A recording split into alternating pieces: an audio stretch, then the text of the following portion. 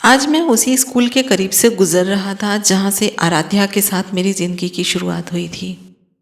बीते हुए वह लम्हे जिसे हम चाह कर भी कभी भुला नहीं पाते, और मैं खुद भी उस पल कुछ देर के लिए वहीं रुक गया और उन बीते किताब के पन्नों को फिर से एक बार पढ़ने लगा, जैसे कि उन बीते हुए लम्हों को एक बार फिर से जीने लगा हूँ मैं।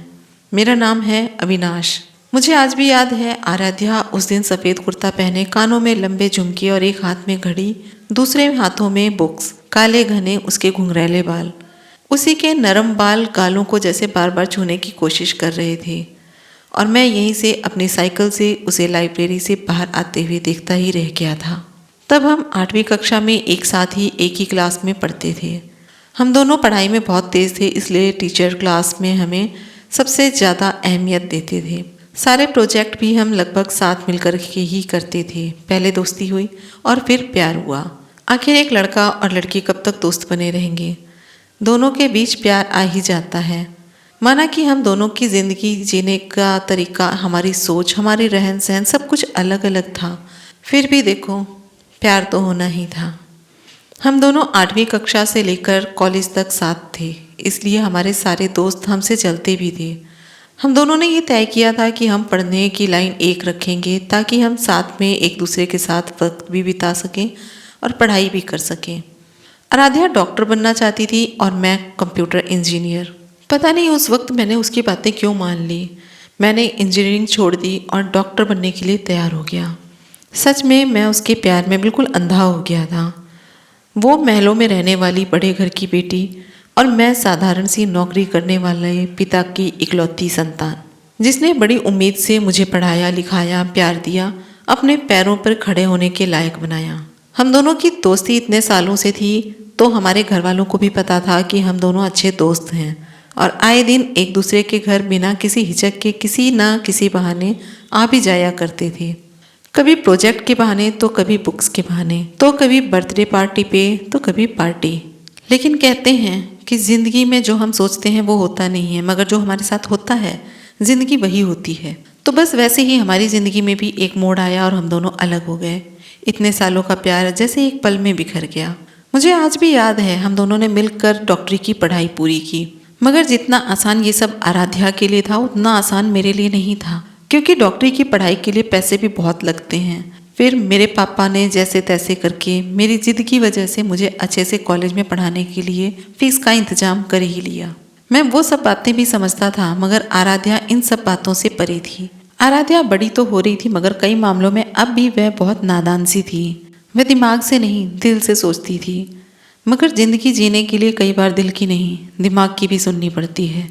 क्योंकि आराध्या अपने पापा की लाडली थी, जो बिना मांगे ही उसे सब कुछ मिल जाता था। किसी बात के लिए या किसी चीज़ के लिए उसे इंतजार नहीं करना पड़ता था। लेकिन अब मुझे डॉक्टरी ज़्यादा समझ में नहीं आ रही थी, और फिर भी मैंने आराध्या की मदद से डॉक्टरी की पढ़ाई पूरी कर ली।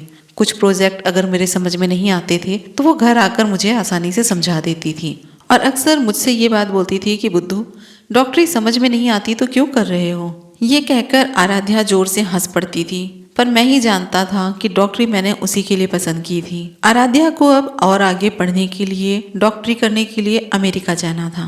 शायद वो वहीं रहना भी चाहती थी, ऐसा उसकी बातों से मुझे लगने लगा था। मगर अमेरिका जाने के लिए मेरे पापा के पास अभी उतने पैसे नहीं थे, और उस तरफ आराध्या के एक बार कहने पर आराध्या के पापा ने उसका फॉर्म भरा और फीस अमेरिका में भर भी दी। फिर आराध्या ने मुझसे आकर कहा कि तुम भी मेरे साथ अमेरिका चलो, साथ में अब भी आगे पढ़ लेंगे और वहीं पर डॉक्टरी भी मेरे साथ में ही कर लेना, जिंदगी आसान हो जाएगी। मैंने आराध्या से कहा कि तुमने तो बड़ी आसानी से कह दिया कि अमेरिका चलते हैं, मगर मेरे पापा के पास इतने पैसे नहीं है कि मेरे अमेरिका जाने के लिए इतना पैसा दे सकें, और वैसे भी इससे आगे की डॉक्टरी की पढ़ाई के लिए उन्होंने पहले से ही लोन ले रखा है। अब मैं उन पे और बोझ नहीं डाल सकता। तुम तो हमारे घर के बारे में सारा जानती ही हो। तुमने यूं अचानक से अकेले ही अमेरिका में जाकर पढ़ने का और सेटल होने का फैसला कैसे कर लिया? तुमने मुझे बताया भी नहीं, और अमेरिका के कॉलेज में फॉर्म भी भर दिया।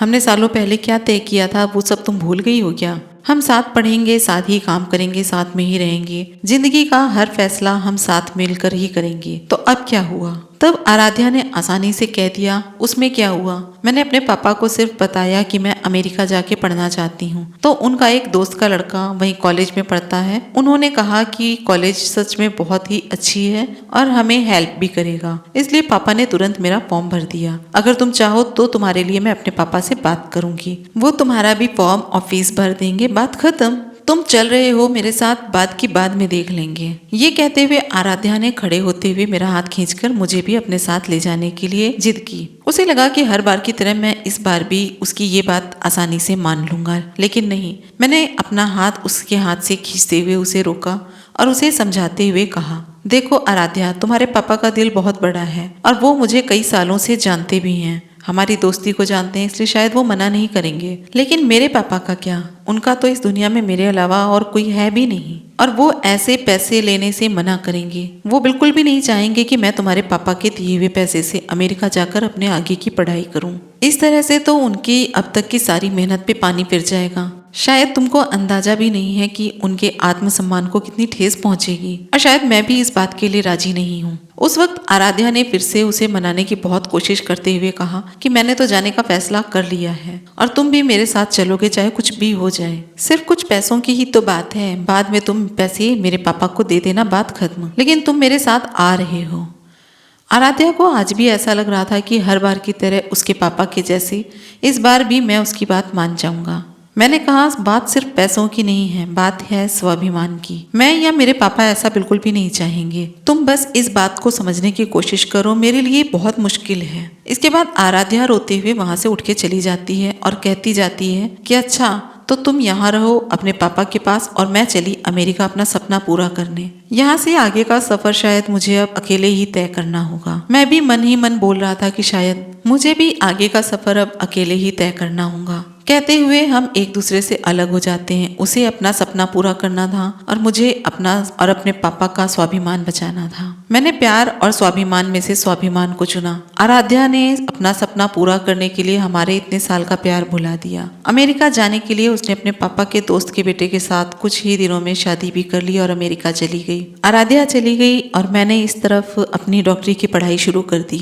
आराध्या के जाने के बाद मेरा मन पढ़ाई में नहीं लगा और सच पूछो तो डॉक्टरी की पढ़ाई मेरे पल्ले नहीं पड़ रही थी। तब मैंने चाइल्ड साइकोलॉजी की पढ़ाई की और अस्पताल में प्रैक्टिस के लिए लग गया। कुछ वक्त के बाद पापा ने मेरे लिए खुद का अपना एक दवाखाना खोल दिया। भले ही यहाँ मैं उसके जैसा पैसा नहीं कमा पाऊंगा, लेकिन उस दिन मैं बहुत खुश था कि मैं चाहे आराध्या के साथ नहीं जा सका अमेरिका में, मैं चाहे इंजीनियर नहीं बन सका, लेकिन मेरा स्वाभिमान तो मेरे साथ था। क्योंकि आराध्या के जीने का तरीका बिल्कुल अलग था। उसके जीने के तरीके से लगता था कि शायद वह हर बात मुझसे मनवाती रहेगी और हर बार मेरे स्वाभिमान को ठेस पहुंचाती रहेगी। इसीलिए मुझे अपने फैसले पर कोई शर्मिंदगी या अफसोस नहीं है और मेरे पापा भी मुझ पर बहुत गर्व करते हैं और आते जाते सबको कहते रहते हैं कि मेरा बेटा डॉक्टर बन गया है, अब दवाई लेने उसके पास ही आना, और मुझे देखकर मुस्कुराते रहते हैं। मैं उनको देखकर मुस्कुराता हूँ, अपने सारे गम भूलकर मुस्कुरा देता। बस यही मेरे लिए बहुत है।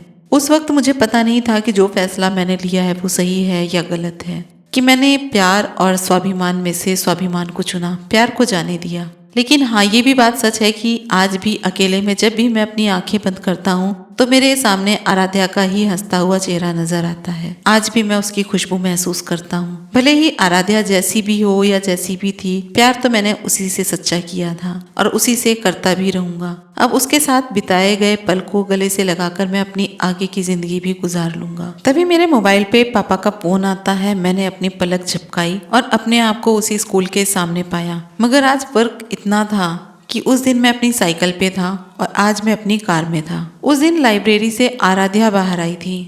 आज मेरे टूटे दिल के सपने बाहर आ रहे थे। मगर आज मुझे ये लग रहा था कि उस वक्त जो भी फैसला मैंने लिया था शायद वो सही था। आज इतने सालों बाद ये महसूस होता है कि वो जो उम्र होती है वो ऐसी ही होती है। हमें किसी से प्यार हो जाए या हमें कोई थोड़ा सा प्यार दे दे तो हम उसके लिए अपनी जान तक देने को तैयार हो जाते हैं। तब हमें प्यार के अलावा कुछ नहीं दिखता है।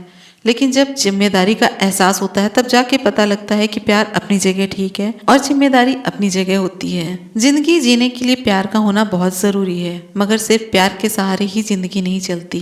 इस बात का एहसास हमें बहुत देर से होता है और जब तक हमें इस बात का एहसास होता है तब तक जिंदगी हमारे हाथों से निकल जाती है। अविनाश ने प्यार और स्वाभिमान में से स्वाभिमान को चुनकर फैसला सही किया या गलत किया, और ये कहानी आपको कैसी लगी प्लीज़ कमेंट करके ज़रूर बताइएगा। वीडियो अच्छी लगी हो तो वीडियो को लाइक तो ज़रूर करिएगा, चैनल को सब्सक्राइब करिएगा। फिर मिलते हैं अगले वीडियो में एक नई कहानी के साथ, तब तक के लिए नमस्कार।